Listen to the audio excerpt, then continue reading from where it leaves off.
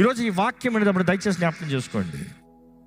నీ హృదయం సరిలేకపోతే సరి చేసుకోవాల్సింది నీవు, అది నీ బాధ్యత. నీవు కష్ట పోరాటాల నష్ట పరిస్థితులు ఉన్నావంటే దేవుని దగ్గరికి పరిగెత్తవలసింది నీవు, ఎవరో వచ్చి నిన్ను ఎత్తుకుని పోతాం కాదు. దేవుని వాక్యం ఎరిగిన నీవు, సువార్తను ఎరిగిన నీవు, దేవుని సొత్తు అని చెప్తున్న నీవు ఆయన దగ్గర పరిగెడితే ఆయన దగ్గర చేరాల్సిన బాధ్యత నీది.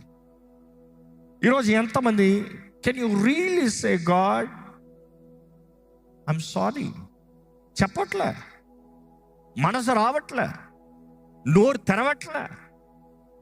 ఆరాధించాలంటే మనసు ఎట్లా వస్తుంది? Because you feel guilty deep down. నేను ఒక్కడ గమనించాను ఇప్పుడు నా జీవితంలో, if there is one thing the devil tries to do in your life, number 1 makes you feel guilty before God. నీవు దోషి అనేది నీకు నిరూపిస్తూనే కూర్చుంటాడా అపవాది. వాడు అది నిరూపించినంత వరకు నువ్వు దేవుని నుంచి దూరంగా ఉంటావు. కానీ ఈరోజు దేవుడు మనకి ఆయన అనుగ్రహించిన కృప ఎంతో గొప్పది.